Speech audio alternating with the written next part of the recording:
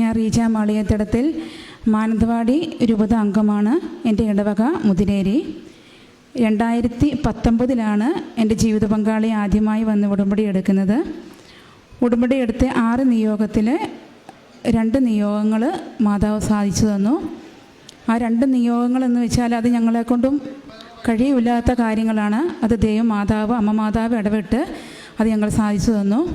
ഒന്നാമത്തെ നിയോഗം ഒരു വിദേശത്തൊരു ജോലിയായിരുന്നു. ഞാൻ ഹൗസ് വൈഫാണ്. എൻ്റെ ജീവിത പങ്കാളി കൃഷിക്കാരനാണ്. ഞങ്ങളെ സംബന്ധിച്ച് അങ്ങനെ ഒരു വിദേശത്തൊരു ജോലി ഞങ്ങൾക്ക് ലഭിക്കുകയില്ല. പക്ഷേ അമ്മ മാതാവ് ഇടപെട്ട് ഞങ്ങൾക്കൊരു ജോലി ലഭിച്ചു. പിന്നെ കടബാധ്യതകളെ 2ാമത്തെ നിയോഗത്തിൽ വെച്ചു. ആ കടബാധ്യതകൾ മാതാവ് വീട്ടാനുള്ള കൃപ തന്നു. 2019 ഈ സമയത്ത് എൻ്റെ ബ്രസ്റ്റിലൊരു തടിപ്പ് കാണപ്പെട്ടു. അത് ഞങ്ങൾ കോഴിക്കോട് RCC കോഴിക്കോട് മലബാർ ഹോസ്പിറ്റലിൽ പോയി മാമോഗ്രാം ചെയ്തപ്പം അതിൻ്റെ റിസൾട്ടിൽ ഡോക്ടേഴ്സ് പറഞ്ഞത് RCCയിലേക്ക് ചികിത്സയ്ക്കായി പോകാനാണ് പറഞ്ഞത്. പക്ഷേ ഞങ്ങൾ പോയില്ല. പേടിച്ചിട്ട് ഞങ്ങളുടെ ഇടവകയിൽ നിന്ന് വേളാങ്കണ്ണിയിലേക്ക് ഒരു തീർത്ഥാടനം ഉണ്ടായിരുന്നു. ഞങ്ങൾ വേളാങ്കണ്ണി മാതാവിൻ്റെ പള്ളിയിൽ പോയി മുട്ടിപ്പോയി പ്രാർത്ഥിച്ചു. അതിൻ്റെ ഫലമായി ഞങ്ങൾ തിരിച്ചു വന്ന് ആ റിസൾട്ട് ഒരു സർജനെ കാണിച്ചു. അപ്പം സർജൻ പറഞ്ഞു അത് കുത്തിയെടുത്ത് പരിശോധിക്കാനായ ബുദ്ധിമുട്ടാണ്, അതൊരു പിന്നിൻ്റെ നിപ്പിൻ്റെ ഒരു വലിപ്പമേ ഉള്ളൂ എന്ന് പറഞ്ഞ് ഞങ്ങളെ വിട്ടു. പിന്നെ ഞങ്ങളത് മറന്നു. പിന്നെ ആ കാര്യത്തെക്കുറിച്ച് ചിന്തിച്ചില്ല. 2022 ഞാൻ വിദേശത്തേക്ക് ജോലിക്കായി പോയി. അവിടെ ജോലി ഇങ്ങനെ നടന്നുകൊണ്ടിരിക്കുമ്പോൾ 1 വർഷം കഴിഞ്ഞപ്പം എനിക്ക് ചെറുതായിട്ട് അസ്വസ്ഥതകളുണ്ടായി. ഞാൻ എൻ്റെ ജീവിത പങ്കാളിയോട് വിളിച്ചു പറഞ്ഞു.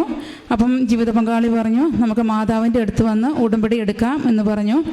ഉടമ്പടി ഞാൻ ഈ കാര്യങ്ങളെല്ലാം ഞാനൊരു വൈദികനോട് വിളിച്ച് പറയുമായിരുന്നു, എൻ്റെ ഈ അസ്വസ്ഥതകളെല്ലാം. അപ്പോൾ എല്ലാ സമയത്തും അച്ഛനിങ്ങനെ പറയുമായിരുന്നു മോൾക്ക് വേണ്ടി പ്രാർത്ഥിക്കാം എന്ന് പറഞ്ഞു. അപ്പം ഉടമ്പടി എടുത്തതിൻ്റെ പിറ്റേ ദിവസം ഞാൻ അച്ഛനെ വിളിച്ച് ഞാൻ അവിടുന്ന് ടെസ്റ്റിന് പോകാമെന്ന് വിളിച്ചു പറഞ്ഞു. വിദേശത്തുനിന്ന് ഞാനിത് പരിശോധിക്കാനായി പോകാമെന്ന് അച്ഛനോട് വിളിച്ചു പറഞ്ഞു. അന്നേരം അച്ഛൻ എന്നോട് പറഞ്ഞത് നിനക്ക് സൗഖ്യം കിട്ടിക്കഴിഞ്ഞു എന്നാണ് പറഞ്ഞത്. കാരണം ഞാൻ മനസ്സിലാക്കുന്നു ചേട്ടായി ഉടമ്പടി എടുക്കാം എന്ന് പറഞ്ഞ് ആ നിമിഷത്തിൽ തന്നെ മാതാവ് എനിക്ക് സൗഖ്യം തന്നു. തുടർന്ന് എനിക്ക് ഒരു സ്വപ്നമായിരുന്നു ഞങ്ങളുടെ കുടുംബത്തിൻ്റെ ജപമാല റാലി. അങ്ങനെ വിദേശത്തുനിന്ന് ഞാൻ ജപമാല റാലിക്കായി നാട്ടിലെത്തി. ഞങ്ങളെല്ലാവരും ജപമാല റാലിക്ക് വന്ന് സംബന്ധിച്ചു. സാക്ഷിയായി മാറ്റണേന്ന് അമ്മയോട് ഞാൻ പറയുമായിരുന്നു. പക്ഷേ എന്നാലും എനിക്ക് ഭയങ്കര പേടിയായിരുന്നു ടെസ്റ്റിന് പോകാൻ. ടെസ്റ്റ് ചെയ്യാൻ താമസിച്ചുകൊണ്ട് സാക്ഷ്യം പറയാൻ താമസം വന്നപ്പോൾ എൻ്റെ നെക്സ്റ്റ് ബ്രസ്റ്റിൽ ഒരു മുഴ കാണപ്പെട്ടു. അപ്പം ഞാൻ വന്ന് പിന്നീട് ഒരു ഉടമ്പടി ഉടമ്പടി എടുത്തു. 2 ഉടമ്പടി എടുത്തത് എൻ്റെ ജീവിത പങ്കാളിയായിരുന്നു. 2024 ഡിസംബർ മാസം ഞാൻ വന്ന് ഉടമ്പടി എടുത്തു. മാതാവിനോട് പ്രാർത്ഥിച്ചു, നിയോഗത്തിൽ വെച്ച് സമർപ്പിച്ച് പ്രാർത്ഥിച്ചു. അപ്പോൾ 2 വർഷമായിട്ട് അപ്പം ഞാൻ മാതാവിനോട് പറയാം, മാതാവേ എനിക്ക് ആരുമില്ല എന്ന് ഞാൻ മാതാവിനോട് എപ്പോഴും ഒരു പരാതി പറയുമായിരുന്നു. അപ്പോൾ എൻ്റെ ഒരു ആഗ്രഹമായിരുന്നു ഒരു 2 വർഷമായിട്ട് എനിക്കൊരു താമസിച്ചുള്ള ധ്യാനം. അമ്മ മാതാവ് എന്നെ അടുത്തുള്ള ധ്യാന സെൻറ്ററിലേക്ക് നയിച്ചു. ഞാൻ അവിടെ പോയി നന്നായി ധ്യാനിച്ചു, കുമ്പസാരിച്ചു. അതിൽ എനിക്ക് ആരുമില്ല എന്നൊരു പരാതി ഞാൻ പറയുന്നത് കൊണ്ട് അവിടുത്തെ കൗൺസിലർ തന്നെ എന്നെ ഈ ടെസ്റ്റിനായിട്ട് നിർബന്ധിച്ചു. സിസ്റ്റർ തന്നെ എന്നെ ഇതിനായി കൊണ്ടുപോയി. ഞാനിത് ടെസ്റ്റ് നടത്തി. അവർ ടെസ്റ്റ് നടത്തിക്കൊണ്ടിരുന്നപ്പോൾ ഞാൻ മാതാവിൻ്റെ ഉടമ്പടി തൈലം തൂത്താണ് ഞാൻ കയറിയത്. കാശ് രൂപ എൻ്റെ കൈ മുറുക്ക് പിടിച്ചു. ഞാൻ വിശ്വാസ പ്രമാണം വായിന്ന് ഞാൻ ഇടപെടാതെ ഞാൻ ചൊല്ലിക്കൊണ്ടിരുന്നു.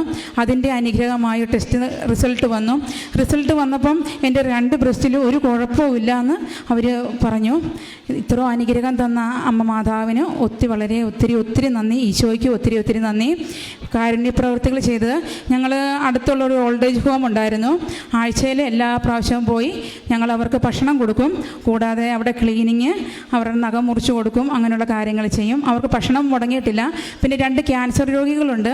അവർക്ക് ട്രീറ്റ്മെൻറ്റിനായും ഭക്ഷണത്തിനായും ഞങ്ങൾ പൈസ കൊടുക്കാറുണ്ട്. ഞങ്ങളവിടെ ഉടമ്പടി എടുത്ത 4 ചേച്ചിമാരുണ്ട്. അവിടെ അവരോടൊപ്പം ഞാനും ചേർന്നു. കൂടാതെ ജില്ലാ ആശുപത്രിയിൽ പോയി ഞങ്ങൾ രോഗികളെ കാണുകയും അവരെ ആശ്വസിപ്പിക്കുകയും അവർക്ക് ഭക്ഷണത്തിനുള്ള പൈസ കൊടുക്കുകയും ചെയ്യുമായിരുന്നു. പിന്നെ ഞാൻ ഉടമ്പടി എടുത്തിട്ട് ഇന്നേ വരെ ഞാൻ ഉടമ്പടി നമ്മുടെ മാതാവിൻ്റെ പത്രം ഞാൻ ഓരോ മാസവും ഇവിടുന്ന് മേടിച്ച് ഞാൻ വിതരണം ചെയ്യുമായിരുന്നു. ഞാൻ വിതരണം ചെയ്യുന്നത് ഞാൻ ഓട്ടോ സ്റ്റാൻഡിൽ കൊടുക്കും, ജില്ലാ ആശുപത്രി കൊടുക്കും. അപ്പോൾ എനിക്ക് മനസ്സിലായി ആരും എന്നെ വഴക്ക് പറയുന്നില്ല. ഇപ്പോൾ ഓർക്കും ദൈവമേ ആരും എന്നെ വഴക്ക് പറയുന്നില്ല. അപ്പം ആരെങ്കിലും എന്നെ എന്തെങ്കിലും ചീത്ത പറയും, ഞാൻ അവിടുന്ന് ചിരിച്ചുകൊണ്ട് ഇറങ്ങിപ്പോരും. എന്നാലും അമ്മ മാതാവ് എനിക്ക് തന്ന ഒത്തിരി നന്ദി, ഞങ്ങളുടെ കുടുംബത്തിന് തന്നതിന് ഒത്തിരി നന്ദി പറയുന്നു. പത്രോസിൻ്റെ 1-ാം ലേഖനം 1:7 തിരുവചനത്തിൽ അഗ്നിശോധനയെ അതിജീവിക്കുന്ന നശ്വരമായ സ്വർണത്തേക്കാൾ വിലയേറിയതാണ് പരീക്ഷകളെ അതിജീവിക്കുന്ന നിങ്ങളുടെ വിശ്വാസം. ജീവിതത്തിലെ പ്രതിസന്ധികൾ നമ്മെ ഉടമ്പടി എടുക്കുവാനായിട്ട് ഈ ആലയത്തിലേക്ക് കൊണ്ടുവരുന്നുണ്ട്. ആ പ്രതിസന്ധികളൊക്കെ നമുക്ക് പിന്നീട് എങ്ങനെ തരണം ചെയ്യാനായിട്ട് സാധിക്കുന്നു? അതായത് പ്രതിസന്ധികളെല്ലാം ഒരേ പ്രാവശ്യം തന്നെ തീർന്നിട്ടല്ല എല്ലാവരും വന്ന് സാക്ഷ്യം പറയുന്നത്. തങ്ങൾക്ക് കിട്ടുന്നതെല്ലാം കൃപയായിട്ട് ഓരോ വ്യക്തികളും ഓരോ കുടുംബവും കരുതുകയാണ്. അവർ അങ്ങനെയാണ് നന്ദിയുള്ളവരാകുന്നത്. ഈ മകൾക്ക് കൃഷിക്കാരാണ്. അപ്പോഴവർക്ക് വിദേശ ജോലിയും വിദേശത്തേക്ക് പോകുന്നതൊക്കെ അവർക്ക് ഒരു മരീചികയായിരുന്നു, ഒരു സ്വപ്നം. എന്നാൽ അവിടെ എങ്ങനെ ഈ മകൾക്ക് വിദേശത്ത് പോകുവാനും തങ്ങളുടെ കുടുംബത്തിലെ കടബാധ്യതകൾ തീർക്കുവാനും സാധിക്കുന്നു? അത് ഉടമ്പടിയിലൂടെ തന്നെയാണെന്നാണ് പറയുന്നത്. പിന്നീട് തനിക്ക് കിട്ടിയ സൗഖ്യം, ഉടമ്പടി കാശ് രൂപം കയ്യിൽ പിടിച്ച്, അതായത് അത് നമുക്കൊരു ബലമാണ്. നമ്മുടെ കൂടെ പരിശുദ്ധ അമ്മയെ നാം കൊണ്ടുപോകുന്നു, അമ്മ നമ്മോടൊത്തുണ്ട് എന്നുള്ളതിൻ്റെ ഒരു ഉറപ്പാണത്. അങ്ങനെ ഉടമ്പടി കാശ് രൂപവും കൊണ്ടാണ് ഈ മകള് ഡോക്ടറിനെ കാണാനും ഒക്കെ പോകുന്നത്. പിന്നീട് വന്ന റിസൾട്ട്, ഉടമ്പടി തൈലം പൂശി പ്രാർത്ഥിക്കുന്നുണ്ട്. തനിക്ക് അങ്ങനെ ഒരു അസുഖമേ ഇല്ല എന്നുള്ള രീതിയിലുള്ള ഒരു റിസൾട്ടാണ് കിട്ടുക.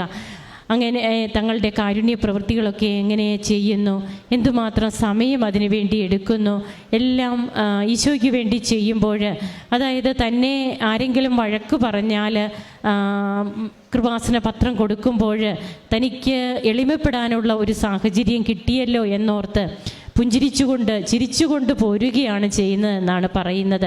നമുക്ക് കരങ്ങളടിച്ച് ഈശോയ്ക്കും അമ്മയ്ക്കും നന്ദി പറയാം, ദൈവത്തെ ആരാധിക്കാം, മഹത്വപ്പെടുത്താം. അത്യപൂർവ ദൈവാനുഭവങ്ങൾ ഇനി നിങ്ങൾക്കും സ്വന്തം.